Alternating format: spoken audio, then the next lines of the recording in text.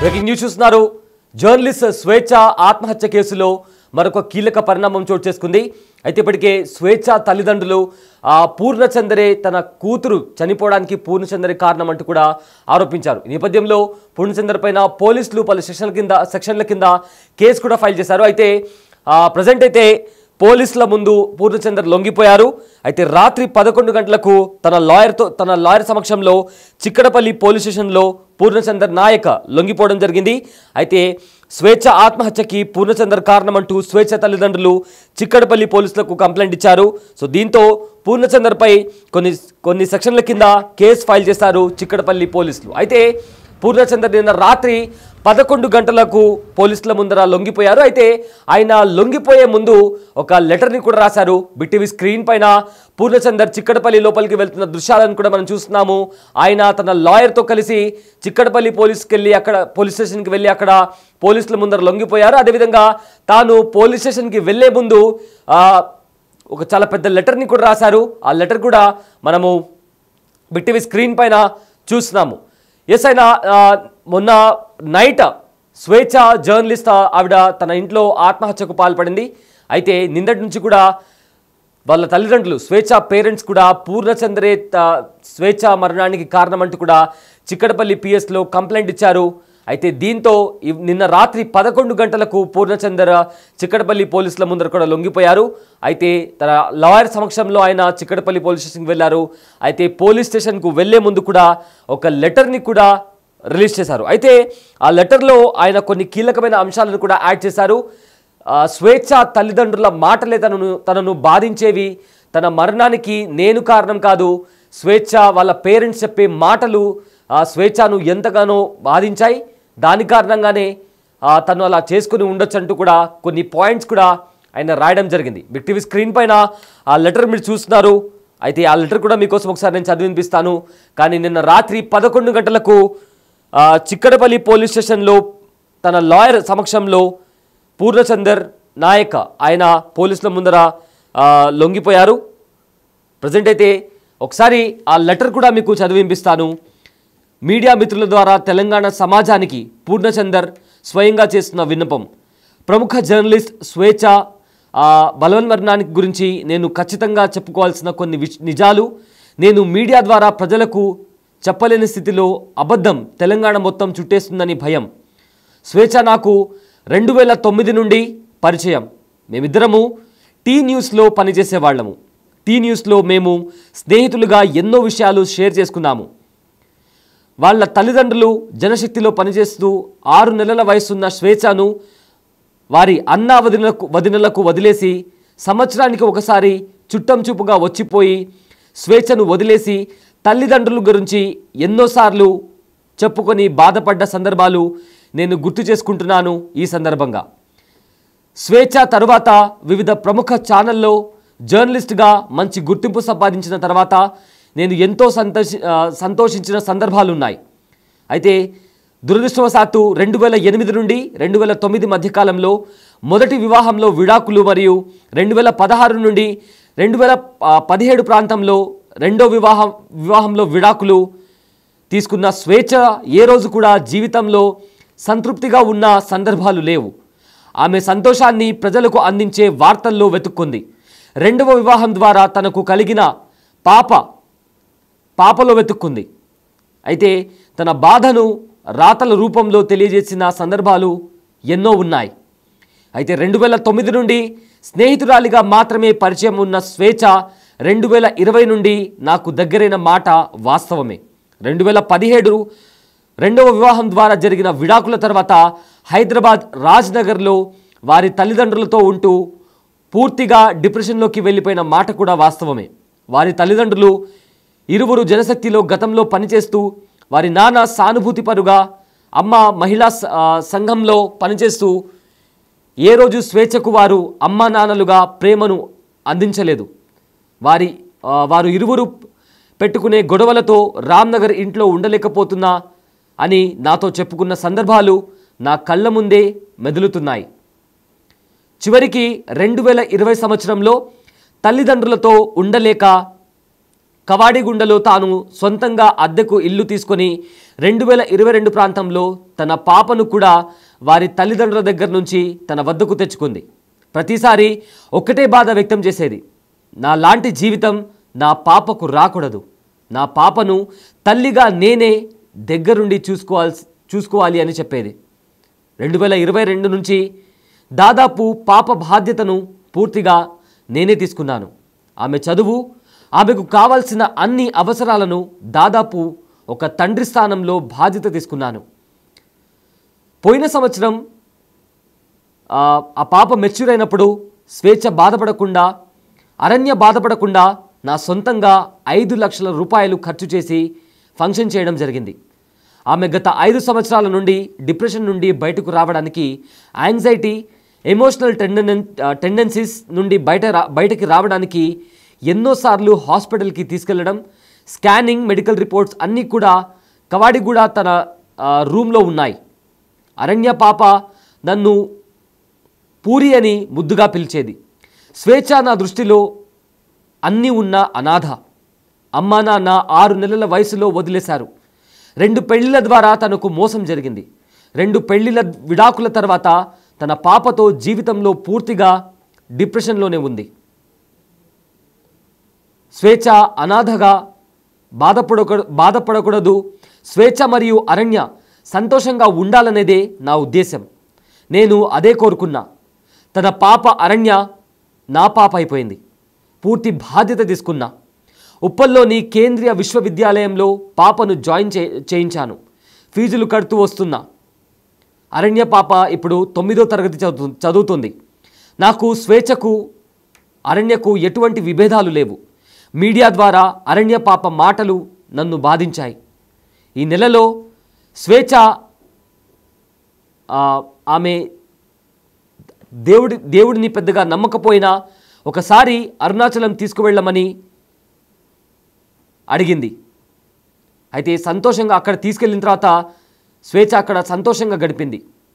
సంఘటన జరిగే ముందు రోజు స్వేచ్ఛ వాళ్ళ అమ్మ నాన్న మరియు అరణ్య ఉంటున్న ఇంటికి వచ్చి స్వేచ్ఛ విషయం చెప్పగానే అతను అన్న మాటలు స్వేచ్ఛను పూర్తిగా బాధించాయి. ఆమెను పూర్తిగా అవమానించాడు వాళ్ళ నాన్న. అయితే ఇక్కడ అండర్లైన్ చేసి మరొక పాయింట్ని కూడా పూర్ణచందర్ రాయడం జరిగింది. అయితే 2 సంవత్సరాలకు ఒకసారి ఒక మనిషి తీసుకువచ్చి మీ అల్లుడు అని పరిచయం చేస్తే నేను తలదించుకోవాల్సి వస్తుంది. నాకు డబ్బులు లేకపోవచ్చు, కానీ PDSUలో పనిచేస్తున్న గౌరవాన్ని కోల్పోతున్నా అని స్వేచ్ఛ వాళ్ళ అమ్మ నాన్న చేసిన అనుచిత అగౌరవ వ్యాఖ్యలు ఆమెను చాలా బాధించాయి. నాకు చెప్పుకొని ఏడ్చింది. నేను ఇదే విషయం వాళ్ళ అమ్మ నాన్న వదినలతో ప్రస్తావించాను. అలా మాట్లాడటం తప్పు, వాళ్ళు కూడా తప్పని కూడా వాళ్ళకి కూడా అన్నాను. నేను స్వేచ్ఛ మరియు అరణ్యను చూసుకునే విధానం బంధువులు అందరికీ తెలుసు. స్వేచ్ఛ తన ప్రతి సోషల్ మీడియా హ్యాండిల్లో స్వేచ్ఛ పూర్ణచందర్ అని రాసుకుంది. నన్ను భర్తగా ఊహించుకుంది, పెళ్లి చేసుకోమంది. నేను స్వేచ్ఛ అరణ్యలను బాగా చూసుకున్నా. స్వేచ్ఛ జీవితంలో కోల్పోయిన ఆనందాన్ని ఇచ్చాను. ఏ రోజు ఆమె చావును నేను కోరుకోలేదు. మీడియా ముందు వారి అమ్మా నాన్నలు బంధువులు చేస్తున్న ఆరోపణలు అబద్ధం. నేను ఏ రోజు పెళ్లి పేరుతో మోసం చేయలేదు, ఒత్తిడి చేయలేదు. నేను ఈ లేఖ రాయకపోతే తెలంగాణ సమాజం అబద్ధం నిజమనుకునే ఆస్కారం ఉన్నది. చిన్నప్పటి నుండి క్రమక్రమంగా ఆమెను అవమానించి ఒంటరితనానికి, ఆమె మానసిక స్థితికి నేను కారణం కాదు. పోలీస్ వాళ్ళు నా కుటుంబ సభ్యులను పోలీస్ స్టేషన్కు పిలిపించి బెదిరించి పూర్ణచందర్ వచ్చే వరకు మీరు పోలీస్ స్టేషన్లో ఉండాలి అని చేసిన విధానం నన్ను బాధించాయి. నేను నిర్దోషిని. కోర్టుల్లో చెప్పే నిజాలు ప్రజలకు తెలియవు. అందుకే మీడియాను ఆశ్రయించాను. Law will take its own course. I believe in law as a law abiding citizen. Thank you. So ఈ రకంగా పూర్ణచందర్ ఒక లేఖను రాసుకొచ్చారు. అయితే తాను ఎప్పుడు కూడా స్వేచ్ఛను బాధించలేదు, పెళ్లి చేసుకోమంటూ కూడా ఒత్తిడికి గురి చేయలేదు. ఎప్పుడు కూడా స్వేచ్ఛకి తోడుగా ఉన్నాను, అండగా ఉన్నాను. స్వేచ్ఛ నన్ను తన భర్త అనుకుంది. స్వేచ్ఛకి పుట్టిన పాపని కూడా నేను నా సొంత కూతురిలాగా కూడా భావించాను అంటూ కూడా ఆయన రాసుకొచ్చారు. అయితే ఇదే విధంగా ఈ లెటర్లో ఆయన తన పేరెంట్స్కి సంబంధించి, స్వేచ్ఛ పేరెంట్స్కి సంబంధించి కూడా చాలా విషయాలు చెప్పుకుంటూ వచ్చారు. అయితే నిన్న కూడా స్వేచ్ఛ వాళ్ళ పేరెంట్స్ పూర్ణచందర్ను ఉద్దేశిస్తూ కూడా చాలా ఆరోపణలు చేశారు. అయితే వాళ్ళ పేరెంట్స్ ఏం మాట్లాడారో ఒకసారి విందాం. పెళ్లి చేసుకుంటానని 3 సంవత్సరాలు వెంబడబడి 3 సంవత్సరాలకు ఆమెను కన్విన్స్ చేసిండంట. చేసి అప్పటి నుండి రిలేషన్లో ఉన్నాడు. ఇప్పుడు 4 సంవత్సరాల నుండి వాళ్ళు సపరేట్గా రూమ్ తీసుకొని ఉంటున్నారు. ఇక ఎప్పుడూ గొడవలు పడుతూనే ఉన్నారు. ఇక ఇట్లా గొడవలు పడి మొన్న 26 నాడు మా కూతురు, నాన్న నీకు నేను ఆయనతో ఉండలేను, నువ్వు వచ్చేసి రూమ్కు మాట్లాడటానికి అని చెప్పింది. నేను ట్యూన్ చూసుకుని నేను వెళ్ళిపోతా డ్యూటీకి, నువ్వు వచ్చి పూర్ణచంద్రతో మాట్లాడమని అంటే నేను సింగిల్గా మాట్లాడినామా, నువ్వు ఉండు, మీ ఇద్దరితో కలిసి నేను మాట్లాడతా అని చెప్పి ఇంటికి వచ్చేసి కూతురుతో ముందు మాట్లాడితే నాన్న ఇక నేను ఉండను, కరెక్ట్గా నిర్ణయం చేసేసుకున్నా, మళ్ళీ నువ్వు ఆయనతో మాట్లాడేటప్పుడు మళ్ళీ నువ్వు అడ్జస్ట్ చేయడానికి నువ్వు ప్రయత్నం చేయొద్దు నాన్న అని అన్నది. సరే నీ ఇష్ట ప్రకారంగా నా అమ్మ అని చెప్పినాక ఈమెతో మాట్లాడిన తర్వాత ఆయనతో పూర్ణచంద్రతో నేను బయట కూర్చొని మాట్లాడినాము. ఆ టైంలో మా కూతురు కూడా వచ్చి కూర్చున్నది. నేను అతన్ని ఫస్ట్ టైం చూసిన. వీళ్ళ ఏది సంబంధాన్ని మేము అంగీకరించలేదు, మేము భార్యాభర్తలను అంగీకరించలేదు. అది అందుగురించి ఏంటంటే ఆయనను ముఖం కూడా చూడలేదు గతంలో ఎన్నడు. మొన్న 26 నాడే మాట్లాడేటప్పుడు చూసిన. కూర్చుండగానే ఏమని చెప్పిండు, అంకుల్ నేను 5 సంవత్సరాల నుండి మేము కలిసి ఉంటున్నాము, మేము కలిసి ఉంటున్నప్పటికీ కూడా ఏంటంటే మధ్యలో గొడవలు అవుతూ ఉన్నాయి, ఇక ఇప్పుడు మేము కలిసి ఉండలేము అని చెప్పిండు. ఏ రకమైన గొడవ జరుగుతుంది అంకుల్? ఏ రకమైన గొడవలు చేస్తున్నది? ఇక వాళ్ళు ఏం గొడవలు చేసుకుంటున్నారో మనకు అర్థం కావు, చెప్పరు మనకు. గొడవలు మాత్రం జరుగుతున్నాయి. ఏ విషయంలో అనేది వాళ్ళకి స్పష్టంగా చెప్పలేదు. కొంతకాలము మా బిడ్డ కూడా మాతో మాట్లాడకుండా ఉన్నాము, ధైర్యంగానే ఉన్నాము. మా బిడ్డను మాత్రం కేర్ఫుల్గా చూసుకోవాలని బ్యాక్ నుండి చూస్తూ ఉన్నాం. ఎందుకంటే టీవీలలో అంతటా పేపర్లలో డైలీ న్యూస్ చూసి మా గుండె అంతా అవిసైపోతున్నది. మరి వాడు ఏమైనా చేస్తాడేమో బిడ్డను అని చెప్పేసి మాకు ఆందోళన కలిగింది. దాంతో ఏంటంటే ఎప్పుడు కంటికి రెప్పలాగా చూసుకుంటూనే ఉన్నాం మా బిడ్డతో. అయితే బిడ్డని ఏంటంటే మరి మేము వాళ్ళ వాళ్ళ అమ్మనాలతో వాళ్ళు మాట్లాడతామంటే లేదు నాన్న నేనే మెయింటైన్ చేసుకుంటా, మీరు మాట్లాడుతానంటే నేను ఆత్మహత్య చేసుకుంటాను అన్నది.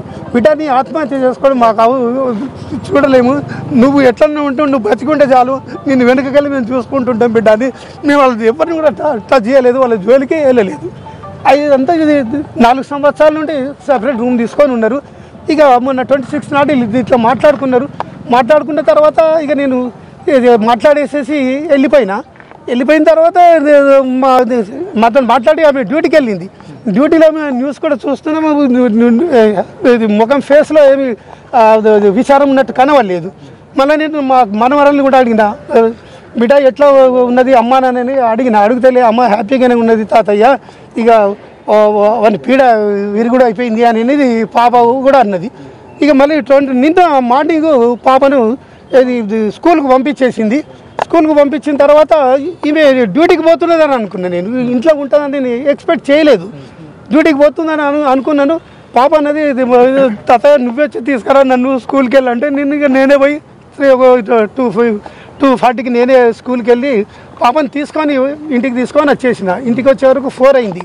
అయితే అప్పటికే నాకు టీఆర్ఎస్ భవన్ దగ్గర నుండి ఫోన్ వచ్చింది. టీఆర్ఎస్ భవన్లో నాకు షాప్ ఉన్నది, కండువాలది, బీఆర్ఎస్ కండువాల షాప్ ఉన్నది. కేసీఆర్ పార్టీ పెట్టిన రోజు నుండి నేను షాప్ పెట్టిన. భవనం కట్టిన తర్వాత నాకు సపరేట్ రూమ్ ఇచ్చిండ్రు, ఇప్పటికీ నాకు ఉన్నది. అయితే అక్కడికి వెళ్ళి ఫోన్ రాగానే నేను పాపకు బేటా నేను ఆ కండువాలు ఇచ్చేసి వస్తాను, నువ్వు ఇంట్లో ఉండని చెప్పేసి రామ్నగర్లో ఇంటికాడ దింపేసి నేను వెళ్ళిపోయినా.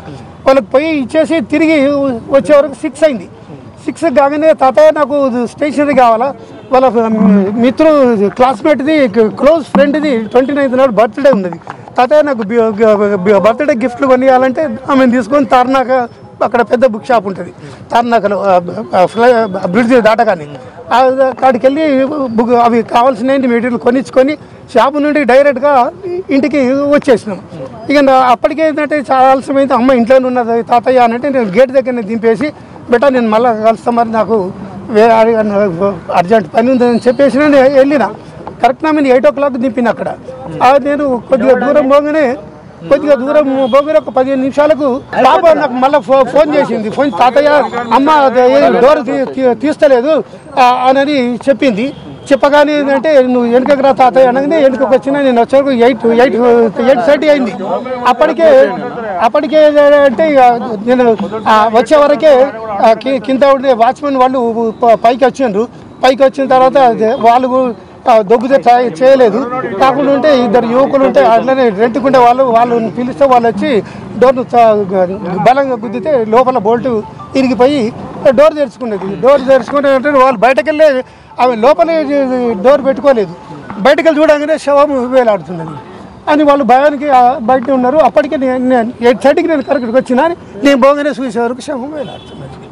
అసలు ఊహ కూడా ఊహించలేదు అట్లా చేసుకుంటుందని, ఆలోచించలేదు. అట్లా గిట్లా కొద్దిగా అనుమానం వచ్చినా కానీ జాగ్రత్తలు తీసుకొని కాపాడుకునేవాడిని బిడ్డను. పెళ్లి చేసుకుంటా